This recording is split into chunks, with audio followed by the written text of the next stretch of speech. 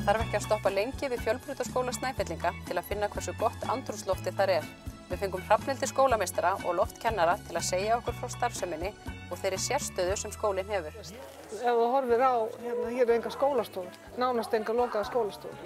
Við erum með opið rými og námið hérna er verkefnamiðað, það er að segja nemendur vinna verkefni. Núna til dæmis höfum við engin lokapróf. Við hendum þeim út af skóladagatalinu í fyrra og það er sem sagt símat í gangi allt árið, eða svo kallað leiðsagnamat. Við erum alltaf að meta allt sem við gera, hvort sem það eru ritgerðir eða kynningar eða stuttmyndir eða hvað það er, hópverkefni, við metum það. Svo eru stuttkaflapróf á milli og leiðsagnamat eða leiðsagnanám þýðir það að við erum að leiðsegja þeim gegnum allt námið. Þau eru alltaf að fá komment, fá sem sagt endurgjöfum það sem þau eru að gera og hvað þau gætu kannski gett öðruvísi eða betur. Eru nemendur að taka vel í það? Já, þeim líkar þetta vel. Er að breytast svona kennsluhættir? Já, það eru sífellt fleiri skólar að fara í svona leiðsagnamat. Við höfum í þessum skóla, 3 okkar, við höfum farið svolítið og kynnt þetta bara út allt land. Leiðsagnamati og ég held að það sé alltaf fleiri skólar að byrja á leiðsagnamati og þá minnka vægi lokaprófa. Þetta er líka svona í háskólanum. Okkur finnst þetta bara eðlilega vinnuumhverfi, í hvað vinnustað ertu að taka próf. Hvað eru margir nemendur við skólann? Það eru 185 skráðir í skólanum og þeir skiptast, þannig af þeim eru 20 nemendur sem eru í framhaldsdeildinni okkar á Patreksfirði, koma þaðan af Suðurbyggðum Vestfjarða, Tálknafirði, Bíldudal, Patreksfirði og sækja skólann í deildinni okkar á Patreksfirði og koma svo hingað 3 yfir önnina. Í svona nokkurs konar, ekki staðlótur, eða er það bara þáttakendur í daglegu skóla hér og félagslífinu. Svo núna höfum við 30 fjarnemendur sem mæta aldrei í skólan, en að því við notum kennsluumsjónarkerfi sem heitir Moodle, þar er allt. Þar er allar glósur, öll verkefni, öll endurgefuverkefnum og allt saman, þannig að þeir læra sérst í gegnum þetta, eins og nefndir hér. Komnir með skólan heim í stofu? Já, og þeir eru bara þeir eru ekki sérstaklega fjarhópum, þeir eru bara í hópunum sem eru hér í skólan. Hvað er það sem þið eru að kenna hérna? Leggja áherslu á eitthvað eða? Við erum bóknámsskóli og við erum sérst að útskrifa nemendur með stúdentspróf. Og áherslan er náttúrulega, þessi skóli hannaður kring þessa kennsluhætti, þannig að við erum að reyna að kenna þeim sjálfstæð vinnubrögð, við erum að kenna þeim að vinna í hóp, við erum að kenna þeim að koma fram og það er þessi nemendur sem fara hérna og hafa haldið áfram með háskólanámi, segja það, þeir búa vel að því að vera undirbúnir þessi sjálfstæð vinnubrögð, vera að vinna í hóp og geta kynnt, þeir segja okkur það. Hversu margar brautir eru hérna? Útskráningar? Við erum með 3 brautir til stúdentsprófs, við erum með náttúru- og raunvísindabraut og við erum með félags- og hugvísindabraut og svo erum við með opna braut þar sem að nemendur svona svolítið ákveða áhersluna sjálfur, alltaf með ákveðin skilyrðum. Við erum til þess með Big Band hérna sem ég ekki nefnt, þau taka þar, þetta er stórsveit Snæfellsness. Þau geta verið með það á opinni braut, tónlistarnám. Fáðu þau semst metið á tónlistarnámið? Frábært. Þetta er alvöru stórsveit. Og svo höfum við 2 framhaldsskólabrautir fyrir þá sem hafa kannski ekki áhuga á stúdentsprófinu eða ekki alveg getuna og svo er ég með starfsbraut. Já. Þið hafið verið svolítið dugleg að tileinka ykkur nýjar aðferðir og nýja kennsluhætti. Segðu mér aðeins frá henni Elísabetu. Elísabetu? Við höfum verið við svo sem hefur kannski verið að gera alltaf, við höfum verið að fara meira út í það að tileinka okkur speglaða kennsluhætti, vendinám er það líka kallað. Það sem að kennarar eru að taka upp leiðbeiningar sem svo settar inn á þetta kennsluumsjónarkerfi, þannig að nemendur geta alltaf horft á þetta. For instance, the first word you get is the word inaudible. What we want you to do is to go to the website. Við erum stödd hérna í Elísabetu.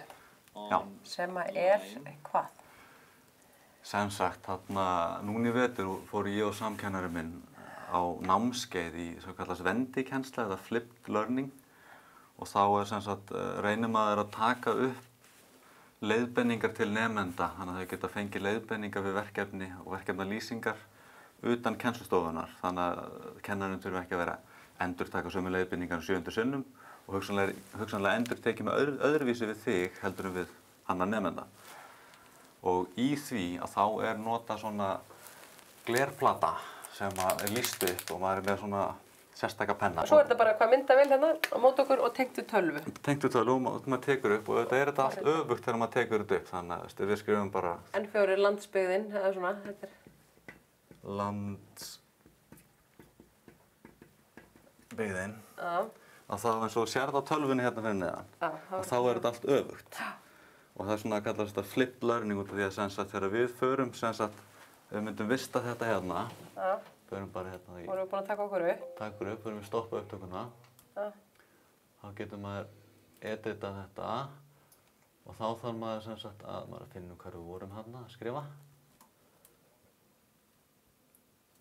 Þá þarf maður að fara inn í myndbandið og maður, hvar er þetta hérna? Og þá flippar maður því 180 gráður. Þá ég alltaf orðinn örfættur. Og nemendur sjá þá hvað maður skrifaði og þannig getur þið tekið upp heil og hálfu kennslustundnar. Og munurinn kannski frá venjulegum eða kennsluháttum sem að ég ólst upp við að maður fór í tíma, þar var útskýrt fyrir mann, svo fór maður heimaverkefni eða ekki. Jú. Þannig að þetta eiginlega svona komið, búið að svissa þessu. Já, hérna sem sagt... Og nemendur hafa aðgang að þessu alltaf. Já. Og þú fær sem sagt, raun og veru, ert þú að fá fyrirmælinn heima við, svo kemur í tíma og vinnu verkefni. Þannig að heimalærdómurinn er komin inn í kennslustofuna.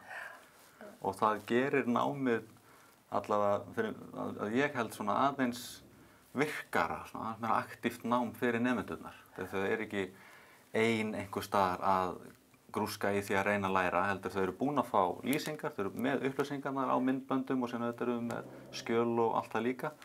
En síðan geta þau komið í tíman og unnið þetta án þess að þurfa að spyrja hvað þau gera. Þau geta bara farið, kveikt á myndbandinu og notið. Nemendur hafa tekið vilja í þetta? Hingað til, já. Hingað til þarna. Við höfum reynt að vera svona ekkert alltof alvarlegir í myndböndunum. En þau hafa tekið verið í þetta nemendurnir. Maður sér þau stundum glotta smá að hlæja og maður vona bara það sé jákvætt að það sé að hlæja með mann ekki að manni. En þegar kemur að sérstaklega kannski stærri verkefnum eins og núna í vikunni voru nemendur að vinna vikulöngu verkefni sem endar í kynningu. Og manni svo gjarnt á ef ég að útskýra hlutin í 7. sinn að þá ég farin að gera það allt öðruvísi heldur en í 1. sinn. Þannig að kannski nemandi sem spurði mig einu sinni í 1. tíma hvað að gera, hann fær einhverjar loðnar útskýringar út af því að reyna að láta hann átt að sjá hvað hann að gera. Þegar 18. nemandinn spyr eftir 3 daga þá var maður kannski komin leiða og svo kannski myndi gefa honum ítarlegra. Og þá var þetta orðið smá ójafnt. En með þessu þá getur við passað að allir fá sömu lýsinguna alltaf, hvort sem þetta eru nemendur sem eru í skólanum, vinnandi og fjarnemar eða nemendurnir sem eru á Patreksfirði í fjarnáminu. Þá fá allir bara nákvæmlega sömu verkefnalýsingar og leiðbeiningar.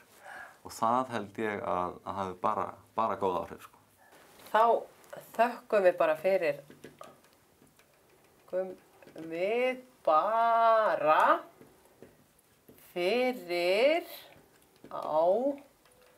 áhorfið í kvöld. Sjáumst eftir viku. Bless, bless.